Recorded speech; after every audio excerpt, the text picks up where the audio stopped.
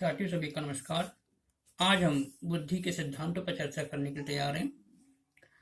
इसमें हमारा पहला सिद्धांत है एक कारक सिद्धांत। बुद्धि का एक कारक सिद्धांत, इसके प्रतिपादक हैं प्रोफेसर अल्फ्रेड बीने, जो कि फ्रांस के रहने वाले हैं। एक कारक सिद्धांत को ही हम एक खंड या एक तत्व या एक घटक या एक इकाई का सिद्धांत या इसी को हम निरंकुशवादी सिद्धांत के नाम से भी जानते हैं। तो यहाँ से काफी सारे प्रश्न बनने को लेकर हैं। एक खंड सिद्धांत, एक तत्व सिद्धांत, एक घटक सिद्धांत, एक इकाई का सिद्धांत या इसी को हम निरंकुशवादी सिद्धांत के नाम से भी जानते हैं। बुद्धि का एक कारक सिद्धांत प्राचीन सिद्धांत है, सबसे प्राचीन है ये। बीने ने बुद्धि की परिभाषा क्रिया के आधार पर दी है। जॉनसन ने इस सिद्धांत को निरंकुशवादी सिद्धांत माना है। इस सिद्धांत के अनुसार बुद्धि एक अविभाज्य इकाई है जिसके द्वारा मानसिक क्रिया नियंत्रित होती है, अर्थात एक मानसिक शक्ति के द्वारा सभी कार्य किए जाते हैं। इस सिद्धांत का प्रतिपादन बीने, टर्मन, स्टर्न ने 1911 में किया। इस सिद्धांत के अनुसार किसी व्यक्ति की बुद्धि तीव्र हो तो वह सभी कार्य कर सकता है। इस सिद्धांत को दोषपूर्ण माना गया है। जो व्यक्ति विज्ञान में निपुण हो वह इतिहास में भी निपुण होगा, ऐसा होना आवश्यक नहीं है। यहाँ पर जॉनसन कहते हैं कि बुद्धि एक सर्वशक्तिशाली मानसिक प्रक्रिया है जो संपूर्ण मानव क्रिया पर शासन करती है। यह किसी के अधीन नहीं है, वरन अन्य सभी मानसिक क्रियाएं इसके अधीन है। इस प्रवृत्ति के कारण इसे निरंकुशवादी सिद्धांत भी कहा जाता है। ये था हमारा एक कारक सिद्धांत। दूसरा सिद्धांत है द्विकारक सिद्धांत या इसी को हम द्वितत्व सिद्धांत के नाम से भी जानते हैं। इसके जनक जो हैं इस प्रोफेसर स्पीयरमैन, जो कि ब्रिटेन के रहने वाले चार्ल्स स्पीयरमैन के नाम से हम इन्हें जानते हैं। बुद्धि का द्विकारक सिद्धांत इन्होंने दिया है। इस सिद्धांत का प्रतिपादन 1904 में किया गया। स्पीयरमैन ने बुद्धि का संबंध चिंतन से बताया है। इसे द्वितत्व सिद्धांत के नाम से भी जानते हैं। उनका मानना है कि प्रत्येक व्यक्ति में दो प्रकार की बुद्धि होती है, अर्थात बुद्धि के दो कारक होते हैं, या ये कह सकते हैं कि बुद्धि दो कारकों से मिलकर बनती है।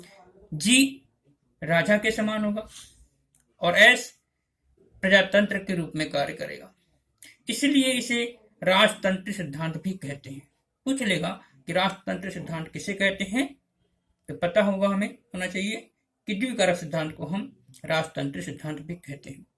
सामान्य योग्यता कारक जिसे हम जी कारक कहते हैं, सामान्य योग्यता जनरल फैक्टर, और विशिष्ट योग्यता कारक जिसे हम एस फैक्टर मतलब स्पेशल फैक्टर। तो यहाँ पर जी फैक्टर और एस फैक्टर जी कारक की विशेषता है। नंबर 1, यह जन्मजात होता है और व्यक्ति में इसकी संख्या 1 होती है। दूसरा, अधिगम एवं प्रशिक्षण के द्वारा इसको बदला नहीं जा सकता। नंबर 3, जीवन में सफलता या असफलता के लिए जी कारक जिम्मेदार होता है। एस कारक की विशेषताएं क्या होंगी? नंबर 1, यह अर्जित होती हैं तथा व्यक्ति में कई एस कारक होते हैं। नंबर 2, अधिगम एवं प्रशिक्षण के द्वारा इसको बदला जा सकता है। नंबर 3, एस कारक एक व्यक्ति में कई हो सकते हैं। तीसरा सिद्धांत है त्रिकारक सिद्धांत या इसी को हम त्रितत्व सिद्धांत के नाम से भी जानते हैं। यह सिद्धांत भी प्रोफेसर चार्ल्स स्पीयरमैन ने ही दिया है, ब्रिटेन के रहने वाले हैं। बुद्धि के त्रितत्व सिद्धांत के प्रमुख प्रवर्तक के रूप में स्पीयरमैन को हम जानते हैं। इन्होंने 1911 में दिया इस सिद्धांत को। इसमें बताया कि बुद्धि के एस कारक, जी कारक के साथ एक और तत्व होता है, एक कारक होता है, सामूहिक तत्व बोलते हैं इसको हम। जी और एस को जोड़ करके इन्होंने संशोधन करके एक नया नाम दिया है, इसी को त्रितत्व सिद्धांत कहते हैं। यह सिद्धांत वर्तमान में विवादास्पद रहने के कारण सर्वमान्य नहीं बन पाया है।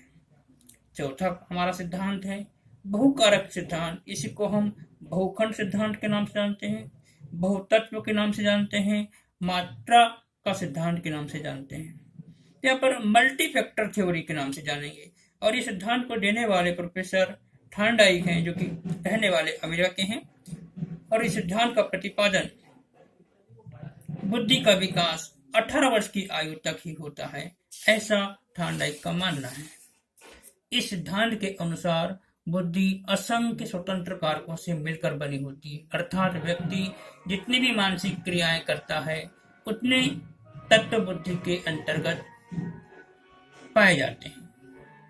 थॉर्नडाइक का यह सिद्धांत वास्तव में बुद्धि का एक आणविक सिद्धांत प्रतीत होता है। इन्होंने अपने सिद्धांत की तुलना बालू के ढेर से करते हुए ऊंचाई, चौड़ाई, क्षेत्रफल व गति की चर्चा। इसी आधार पर इस सिद्धांत को हम बालू का सिद्धांत भी कहते हैं, परमाणु का सिद्धांत भी कहते हैं। इस सिद्धांत के अनुसार बुद्धि कई तत्वों का समूह होती है और प्रत्येक तत्व में कोई सूक्ष्म योग्यता निहित होती है।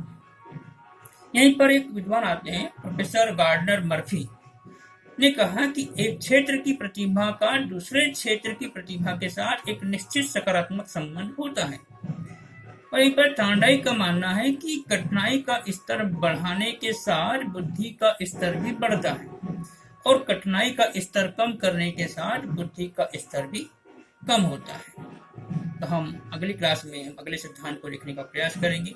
आज हमने 4 सिद्धांतों को लिखने का प्रयास किया। उम्मीद है आप सभी को यहाँ से काफी सारे प्रश्न मिलेंगे।